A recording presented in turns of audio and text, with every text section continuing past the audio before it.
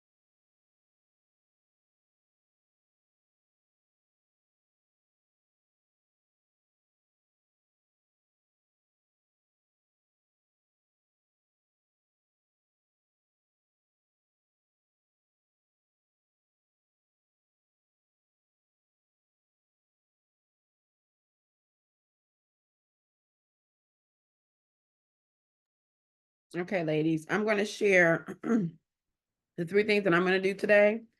And if any of you would like to share yours, you can come off mute and do so. I said I'm going to take a walk outside today. I'm going to journal my thoughts today. And I'm also going to quiet my racing thoughts. Okay. Does anyone else want to share what you're going to do today to ensure your healing?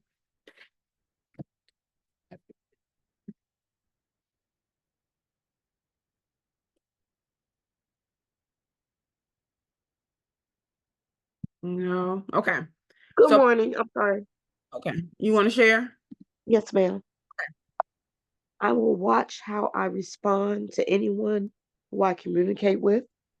I will forgive others and learn to set boundaries. I will compliment myself every day and smile.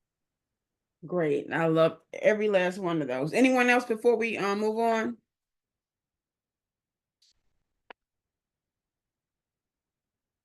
Okay, before we start our lesson today on mindful breathing, I want to check in with each of you regarding the self-care checklist that we worked on in class.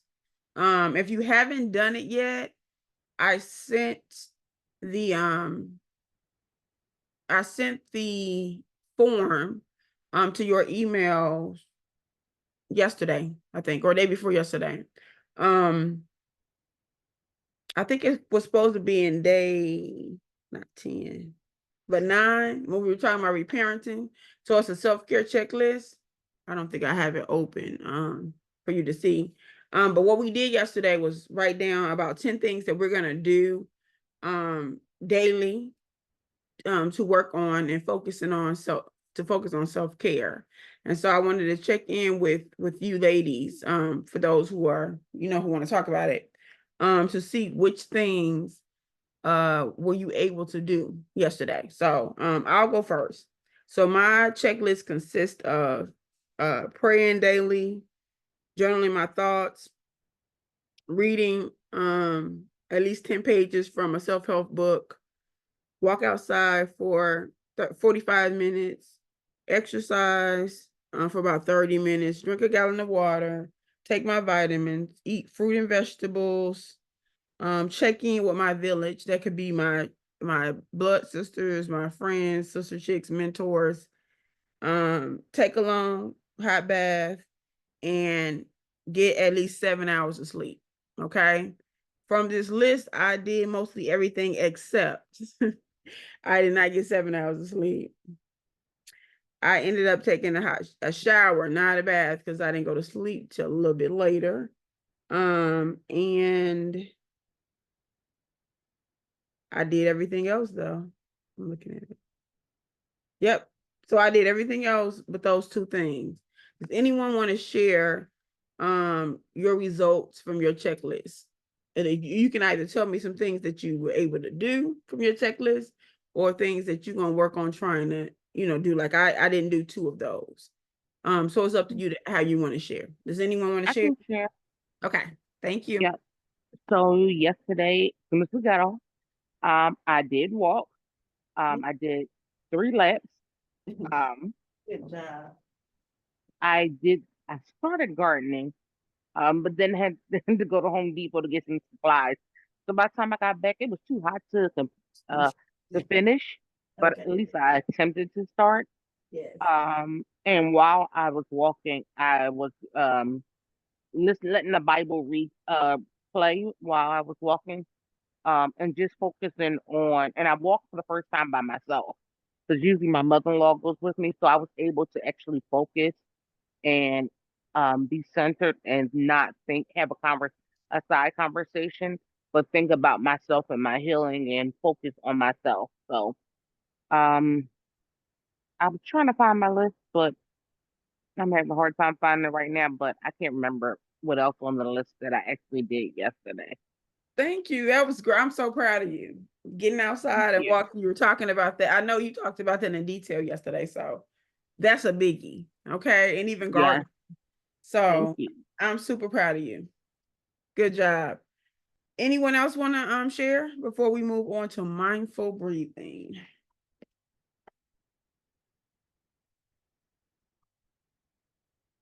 Alrighty.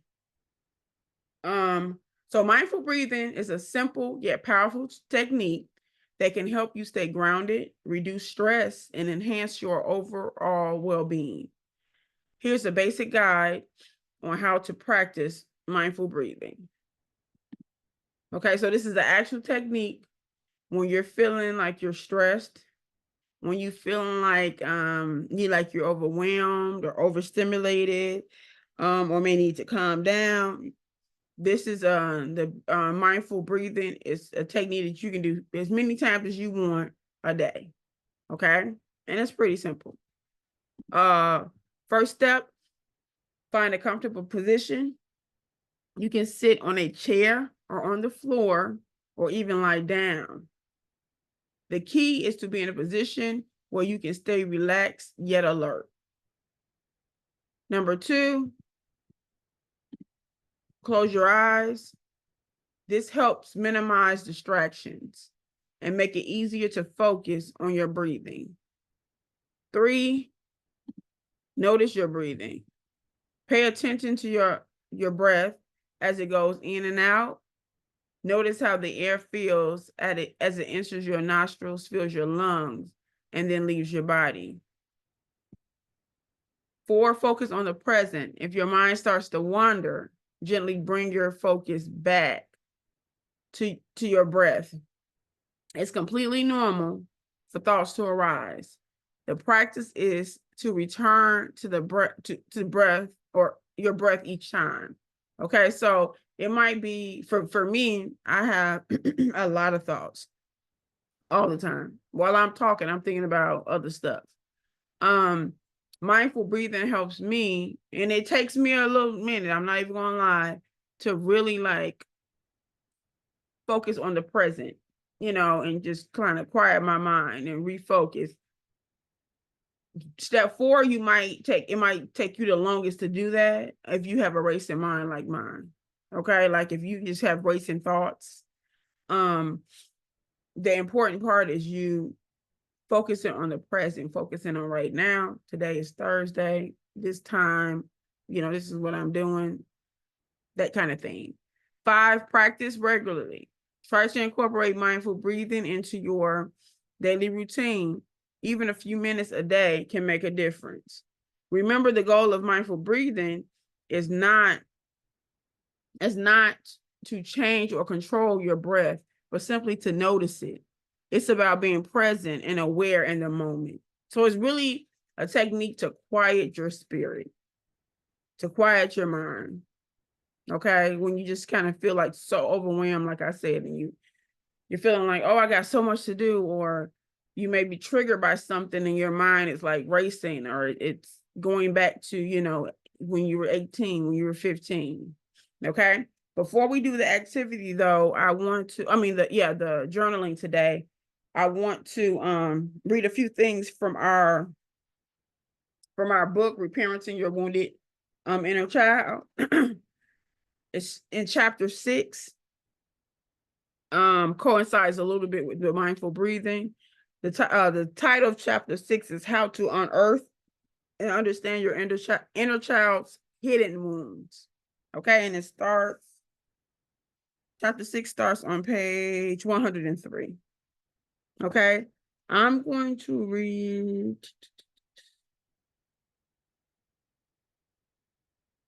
Actually, I'm gonna read the quote first. So the quote for this chapter is, stop treating your wound like it's something you imagined. If you see the wound is real, then you can heal it. Okay, I'll say that again. Stop treating your wound like it's something you imagined. If you see the wound is real, then you can heal it. So basically, it's going back to acknowledging what happened to you. Okay, yes, this happened. Yes, this person did this, or this person said that. And once you acknowledge it, then you can heal it. Okay, so I'm going to start on page 122. I think that's where I'm starting. Let me go back and look again.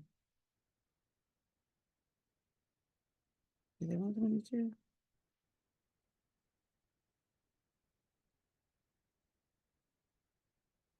Okay, yep. Yeah, so 122. So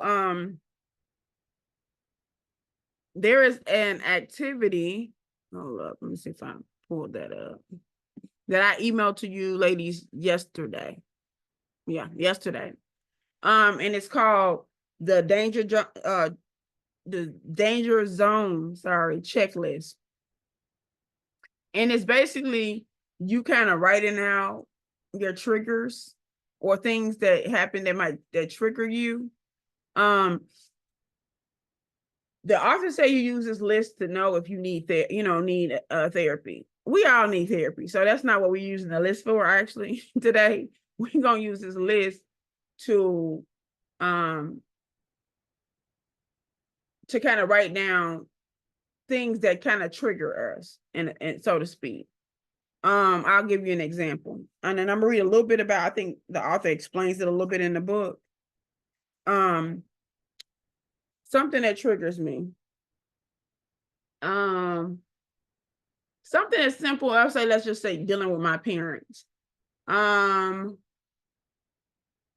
have always felt, and I'm gonna say always, as long as I remember, I've always felt like, let me not use that one because I'm gonna go a little deep with that. When I got to the age of maybe 14, 15 years old, 12, take that back. I had a job since I was 12 years old, just kind of bringing in money, it's a good thing and not a not so good thing. But from this first time that I've had a job, I've always had the responsibility of like paying a bill, at least one in a house. A lot of people can say, oh, that was teaching you responsibility. 12-year-olds shouldn't be paying no bills. And we don't even have to have a discussion on that. Everybody have their own opinion, but a 12-year-old should not be tasked with the responsibility of paying a home bill. Now, if it's something that the 12-year-old wants, phone, whatever, they could contribute to that, something like that. But a house bill, yeah, the 12-year-old shouldn't be paying that. But anyway, I've always been, when I worked, tasked with that. The older I got, the more money I started making, more bills I paid. It was just that. And if I kind of was like, oh, I want to buy this, or I want to put this up for, a class trip or whatever, I would just get blessed out, yelled at and talk about what's my responsibility, and how my mom is, I'm always taking care of you, like this is what you're supposed to do. So as an adult, fast forward, I felt like since I've been in college, financially, not just me, but my other sister who's right under me, I felt like financially we've been tasked with just taking care of my mom financially. I'll pause here and say, I don't think there's nothing wrong with taking care of family at all. I don't. But I do feel like it's a choice. No one, including your parent, should make you feel like it's your responsibility to take care of them. No adult person should feel that way. If you have children, yes, of course you take care of children. But whatever I do, I should do it because I want to, not like till I feel forced but it's been like that. So one of my boundaries, I always talk about setting boundaries, is just because my mom asks for something, I don't necessarily jump and do it. So I'll let her know, hey mom, I need this and I need that, because she needs something every day. Hey mom, I can get you something on this date. You give me a list, I'll get you something on this date.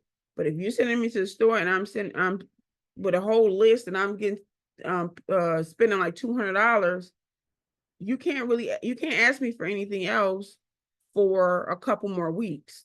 It really should be honestly at least a month, because you got 3 other daughters. But I don't always say that.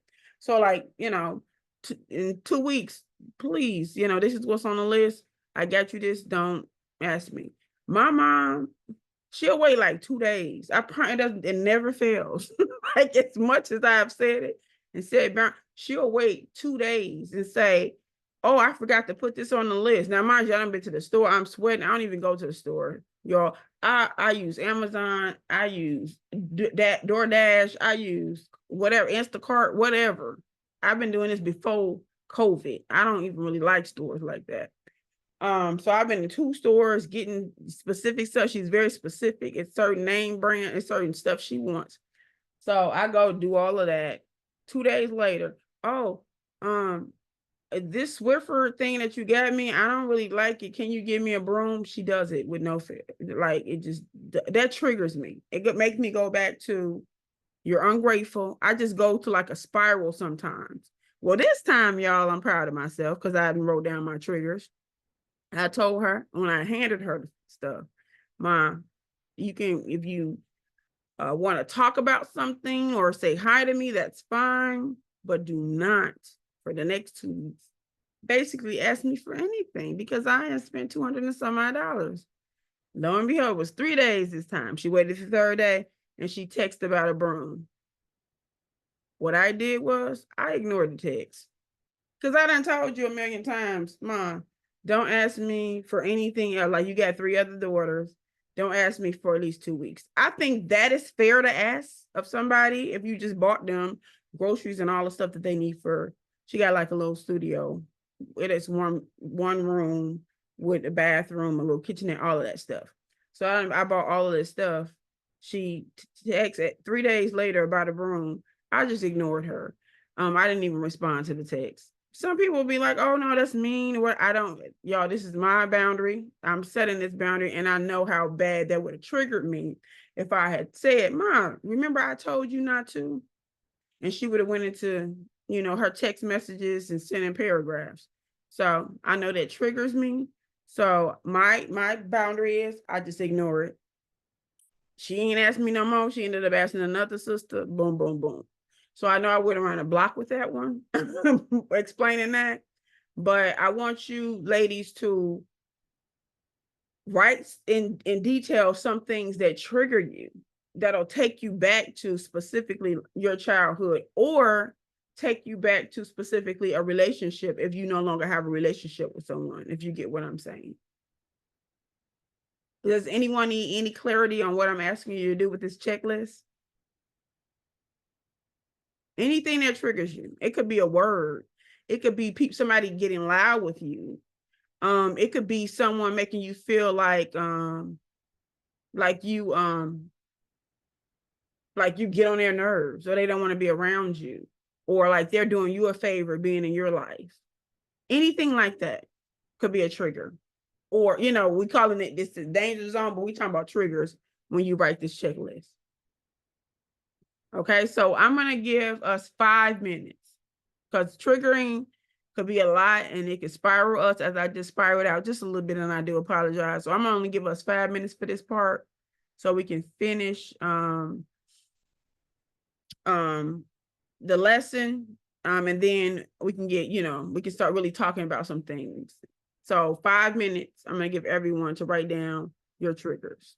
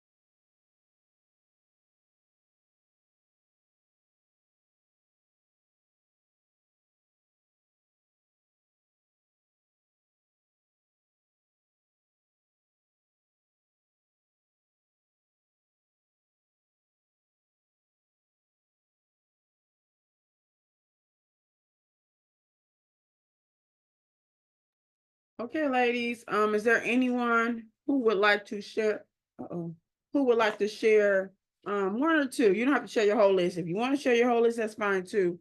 But one or two of your triggers. Tortoise, no, child. Okay. I can share because I only got a chance to put one. Okay. Because it's very detailed. And it's a big trigger for me that I Okay. have to talk about. Um, it's it's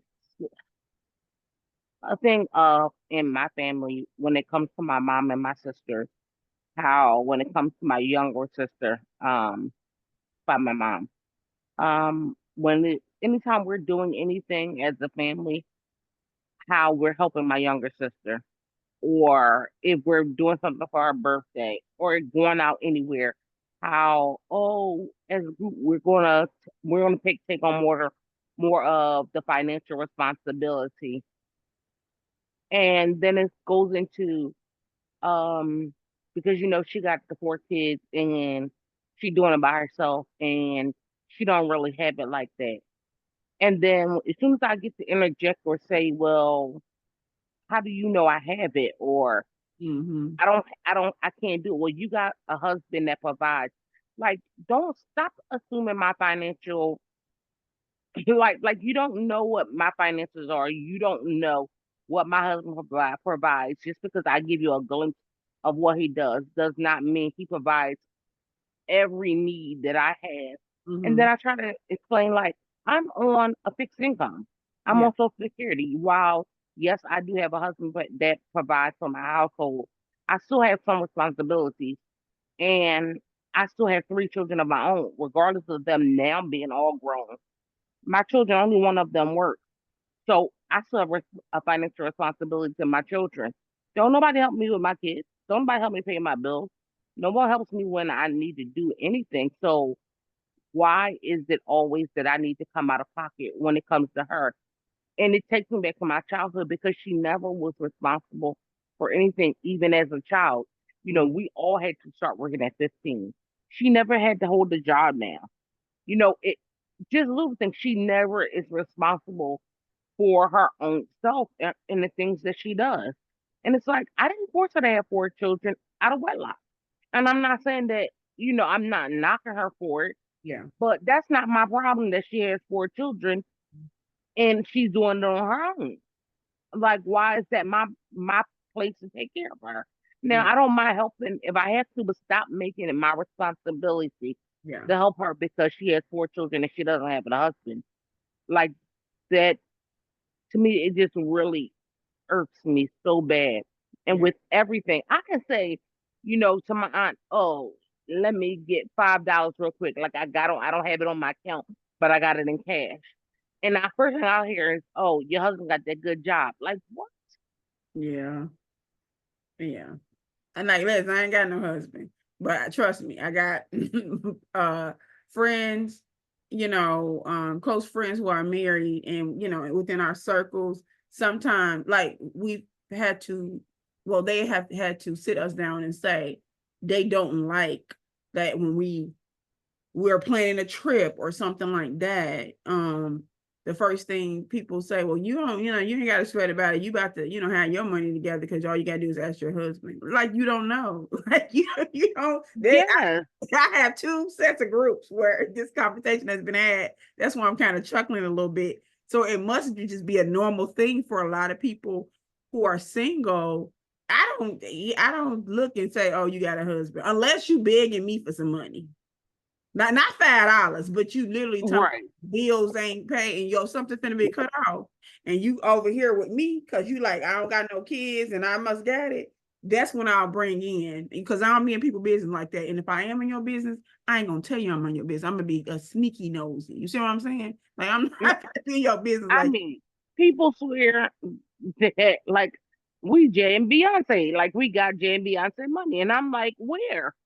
That's a big, I'm telling. So I'm chuckling because literally in 2 of my friend groups, this discussion has been had between the married women and the single women. And they all say the same thing in regards to their family. Their family expect that they have so much money. So if they need something, the first person they'll come ask is them because it's two of y'all and you live in this big house and nobody else owns Oh it. my God. That Yes, is, oh my so God. it's a universal Yes. thing. That's the next thing I was gonna say. My aunt be like, oh, y'all just bought the nice big house. Like, what? That means I got a lot more responsibilities. I'm a homeowner. Exactly. Duh. Exactly. Yeah. But you know what I'm hearing? Not necessarily like even for because I know you love your sisters, but what I'm hearing is not necessarily that you don't want to help or you do not help. But it stems back from the childhood. Like she's never been in your eyes, perspective. Never. You got a different one, she has a different one. In your eyes, in your perspective, she's never been responsible. She's been irresponsible. She's never had to hold down a job, or she's always kind of been like, we got to save her and make sure she's okay. Whereas Exactly. I never got that. The other sisters didn't get that. So, so it's one of those things that go back to your childhood. And I posted a meme yesterday and I tagged all of them. And it was a joke, but it's the truth. And they said, I'm the youngest sister, rules don't apply to me. That's funny. But the baby, it usually kind of, not always. So sometimes the baby, and I've seen it, Yes. the baby is the responsible one. I know some families it's flipped like that. I've worked with a lot of people. But a lot of times with the baby, or it's somebody in the family like that. Not necessarily always the baby, but it could be the son. It could be, I don't know, whoever, but it's always one. If there are multiple children that you kind of feel like, oh, they get whatever they want, and there's no responsibility, or they're irresponsible. I'm gonna be honest. With my sisters, though, it's four of us on the end. It's just it's not like that though. Because I think maybe because we're so like the one under me, we're only 18 months apart, but our sisters, like my two sisters, baby sisters, they were born when I was 13 and then 17. I was going to college when the baby was born. So I never felt pressure to take care of them. I wanted to. Like it's different taking care of an adult, but I wanted to give them things that I did not have growing up, like certain shoes or certain whatever. My mama would even get mad at us for buying them Jordans and stuff like that. You mind your business. You ain't buy this, so I'm gonna put these on her feet. Thank you. So it was a little different for us, and I think my younger sister saw how hard we worked, and they wanted to do the same thing, or how much we were independent, and they automatically wanted to do the same thing. So it's like with the four of us, I do have other sisters on my dad's side, and some of that is a little different. But for us, it's just kind of like you said, it was a birthday. So for birthday, let's just celebrate her birthday. Why it goes into the whole task of, oh, we got to take care of whatever, we got to take care of some bills. No, let's celebrate her birthday. If we going on the trip, we going on a trip. If you're going to dinner, yes, we're gonna pay for her dinner. But let's not make it, oh, woe is me. She got these 4 children. We love kids. Of course, a parent doing it alone with 4 kids needs support. But again, when I say about my mom, I do what I do for you because I want to, not because somebody's holding over my head and making me feel like I'm supposed to. So that's what I kind of feel. I know you love your sister, but I hear you. Yeah. You're And not. it's not even birthdays. Yeah. Just say we're all going out to dinner. It's like, oh well, we're all going out to dinner, but Danielle's not going to pay. The 3 of us is going to split the bill. What? Yeah. And listen, first of all, I don't play when it comes to people money. I don't. I'm a very generous person. I gotta be careful with that because I gotta balance it. But ain't should nobody be pocket watching nobody. And you not spending my money for me because you don't, again, first, you don't know what I got. And secondly, you ain't give me what I got. So you're not going to just come and say, hey, what we're going to do now is we're going to buy this computer for such and such, and we're all going to split it 4 ways. No, baby, that's your idea. So if we going out to dinner and you feel like her food need to be taken care of, you can do it. I know that it might sound petty, but again, it's about setting boundaries. And you just said it's a trigger for you, right? So it's Yes. about setting, and I know you probably like, I just probably just paid a little money or whatever, because then it's gonna spiral into something bigger. Listen, at this time, I don't have that. I got just what I have. For real. I just got what I got. And if one of your kids, I got what we got here, and that's it. And if somebody else don't have it, maybe they should stay at home and eat what's in the refrigerator. There's food at home. That sounds real mean. I know it does, because it goes against what we have been taught, but it's the truth. For me, if I don't have no money and my sisters or my sister chicks or friends ain't saying, friend, to come out, I got you, I stay in the house. And that's just it. Some people just gotta stand out. If you got 4 kids to feed, and you just probably can't go out to eat this time. So I know it's a lot. It's easier said than done. I've done it with practice, you know. But it's all about setting boundaries. If it's a trigger for you, you gotta set a boundary. You have to figure out what that boundary is and stick to it. And it might seem mean at first. But you have every right. You have every right to set your boundaries and not get triggered. So thank you, Kelly, for sharing. Does anyone else want to share before we move on to the next part? Trigger? Yeah, I was gonna say mine was the actual reverse. It was and what triggers me is what triggers me is that my older sisters, it's a weird dynamic where the younger sisters have always taken care of the older. Or like I've always felt like an older sister and not a younger sister, even though I'm the middle child. But like we'll have situations where if we go out to, this is one that's funny.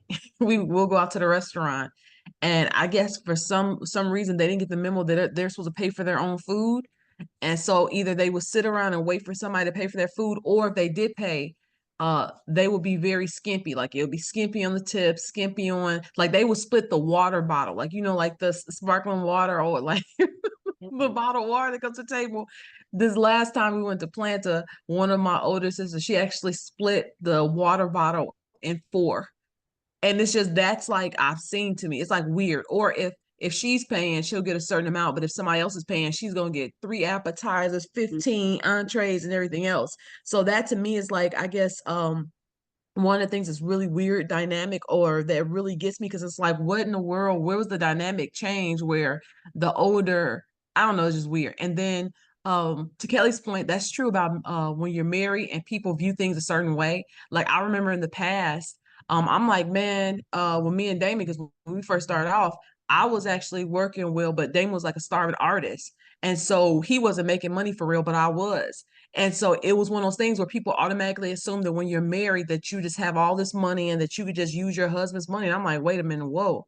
But now it's reversed. My God, thank you, Jesus. But it's still the point of, you know what I mean? But it's still the point. I remember that people were making comments, especially single women, which I understand that's the idea that will go out. But a lot of single women were like, well, you don't know because you got support and you got Damon, you got this. And that's financial and emotional. Like you can't understand this. But even before I had Damon, when I was single, I made sure certain things were in place in terms of my own emotional intelligence, having people around me, knowing who I can go to at a safe area. So my mindset was never to almost like accuse or blame shift somebody else for decisions I made. And then that was hard for a lot of them to understand, where it's like, okay, I'm not coming for you for the choice that you made, but don't come for me at the choices that I made. Period. And make it my responsibility. Yeah. That's good. That's good. The family dynamic is something else, boy. I just like, and I'm gonna say overall, I love my family on my dad's side and my mom's side. I do. But I just know, with certain situations and certain family members what to expect. And some situations I say to myself, like if one is on the trigger, if we're having something for my grandma, she's my only living grandparent, but my grandma on my dad's side, and me and my sister was talking, we're like, okay, it's 5 activities. Which one do we want to go? Are we gonna go? My grandma has dementia, so she don't know who we are, but still, we don't go. My dad will be there, my siblings, my cousins, my aunts. But I ain't going to all 5 of those activities. I'm just not, because some things are gonna trigger me. We're gonna pick and choose. We literally said, well, we're gonna do 1 or 2. and we thought about it. Now let's do this one because last time we went, it was us. They got the fight, like stuff like that. It's like I don't have time, like for all the extras. Let's just get together, have a good time, love each other, and move and have fun. Because I usually have fun and laugh with my family because it's just funny.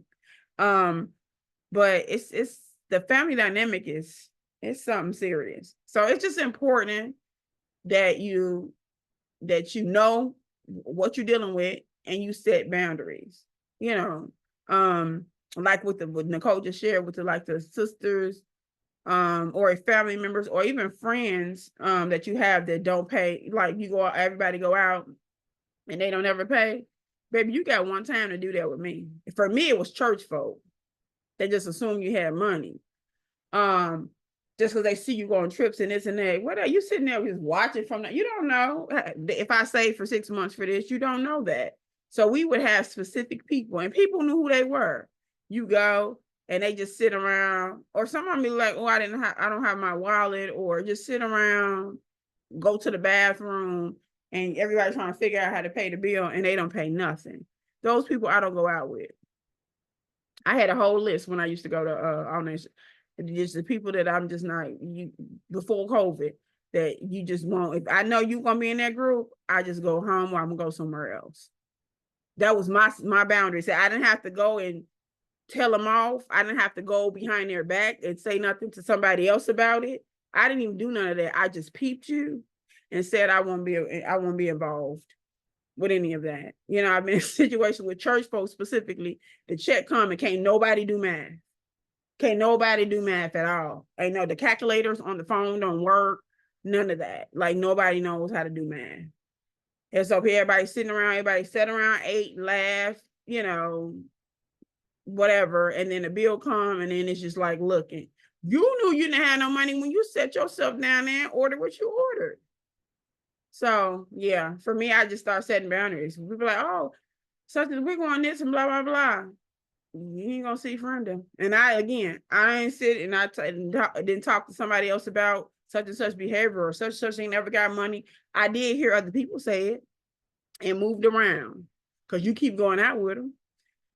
But you just gotta set boundaries because it's okay. Sometimes I go and with my sisters, we all split it 4 ways. It doesn't matter whether people had drinks or not. I don't drink. But when I'm with my friends or my sisters and they have drinks, and there's 4 of us at the table or 5 or 6, this is just me. We just split it evenly. It's no like I only had the chicken. I don't go out with tables where we're gonna do it like that. I just don't. And there's no listen. I am for people who say I'm only gonna pay for what I ate. I get it. I don't do that. I don't do that with my sisters. Even my sister on my dad's side, when we do go out, we don't do it like that. Or usually somebody just take care of the bill. Because all of that extra stuff, I don't do that. When I have a birthday party and people who've been to my parties, I let you know up front, hey, everybody gonna pay this amount. When you come through the door, do this, or you can send this to me, and it's seamless. All of that when a check come and everybody looking and scratching, that is a trigger for me. It is a trigger. I don't even have a conversation on social media when people are like, well, what would you do? I just scroll because I'm not going to go back and forth. So that's just me. When it comes to going out with people and triggers, and if I choose to pay for a check for whatever, that's what I'm going to do. You're not going to force me to do that now. Not no grown tail person going to force me to do that. So that's just me. But does anyone else want to share before we're going to quickly go over one more part and then journal just a little bit before we go. But anyone else want to share a trigger?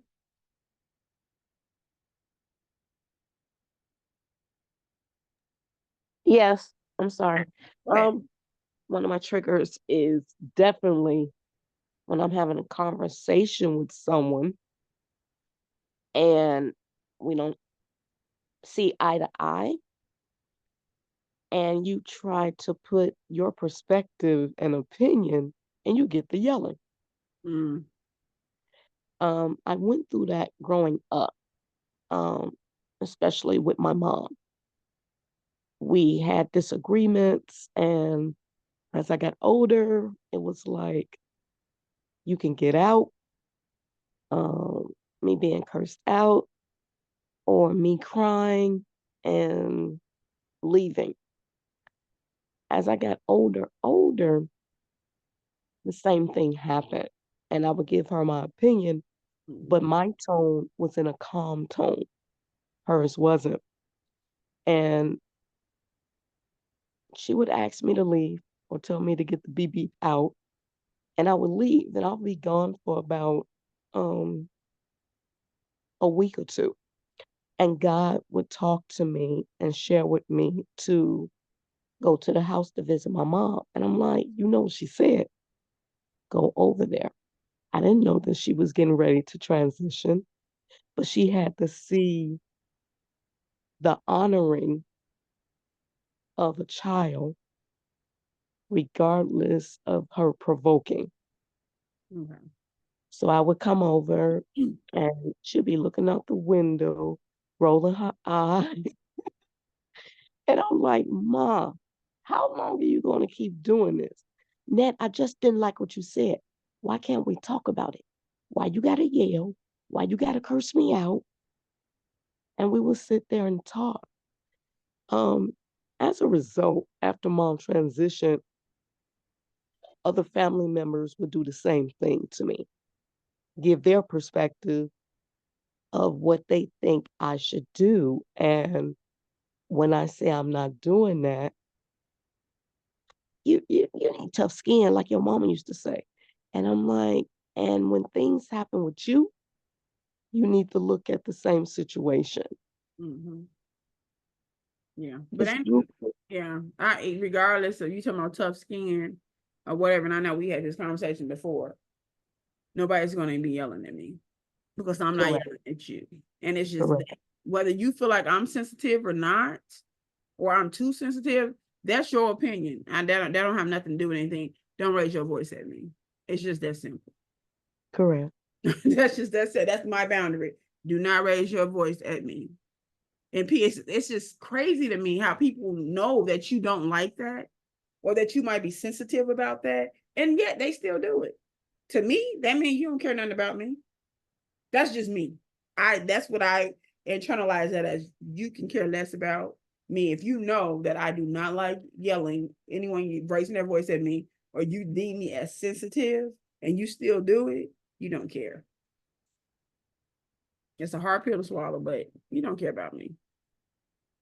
I agree. But when it comes down to others and a situation may come about and I'm talking calm and they're talking calm, but I'll still make the decision. I think it's best that we separate. Yeah, that's a stating your boundary. Yeah. You know I love setting boundaries. So that's my boundaries. If you can't talk, in a normal tone or talk like an adult, in any situation, whether we're talking, actually verbally talking, or we're texting each other, or we might, be responding on social media. I tell people that I don't know all the time. We having a discussion. You're not getting your point across, so now you want a name call. This conversation is over because literally you really don't want me to respond like I can respond because I looked at your profile picture.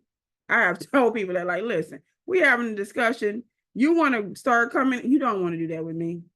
You just do not want to start doing that with me. It just will not turn out good for you. So you have a great day and this conversation is over. That's me setting my boundary because I know me. I'm petty.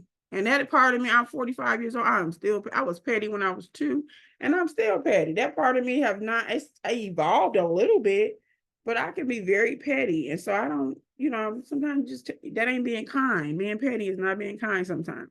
So sometimes it don't work for me. Just like when somebody's yelling or, I've asked you not to say certain things to me or do certain things and you keep doing it. So the response sometimes is just not a good response for me. I'm gonna be honest and I'm gonna be transparent.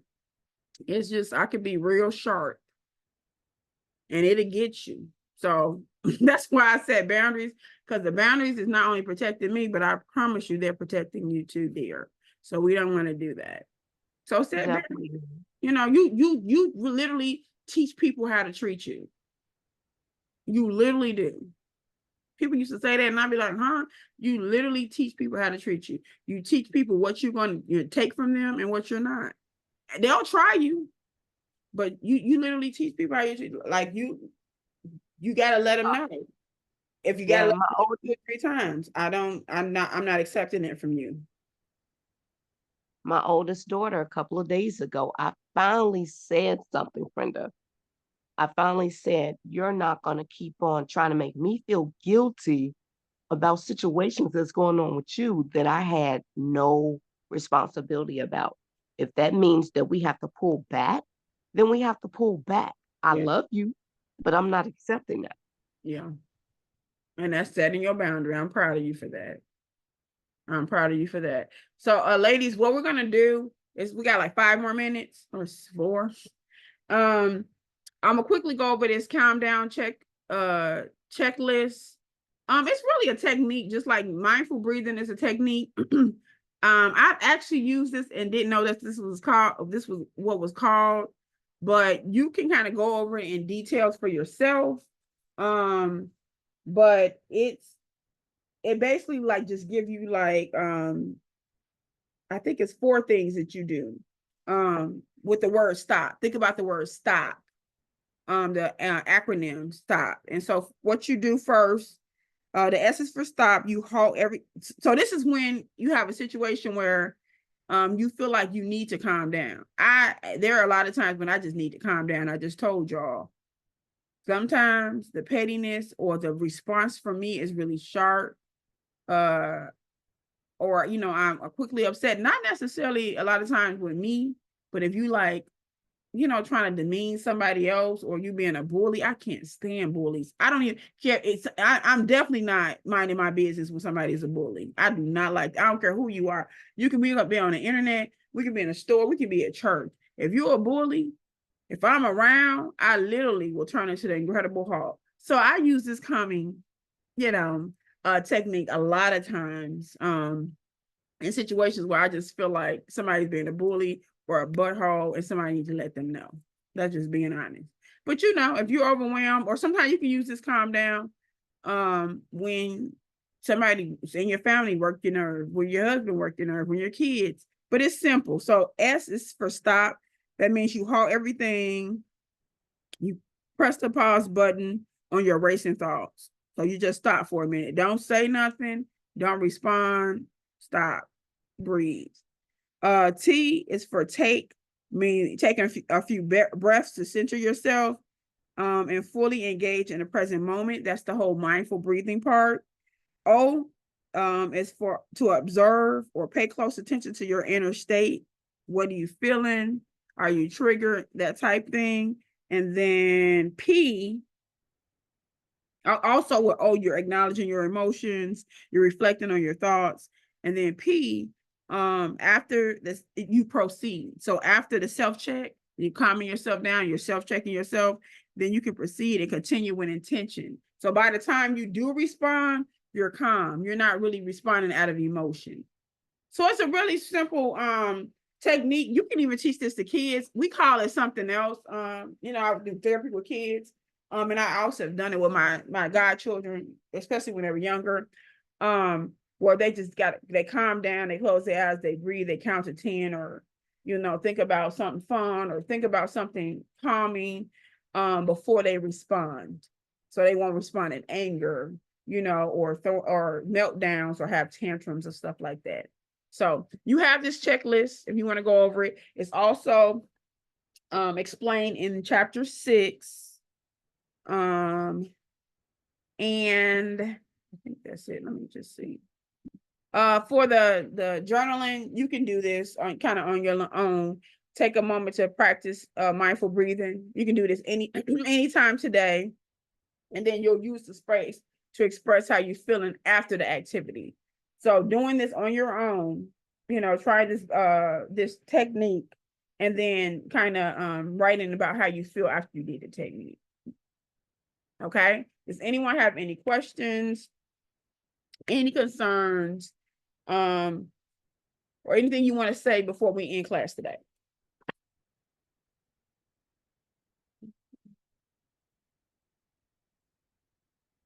Alrighty. Tomorrow is day 12.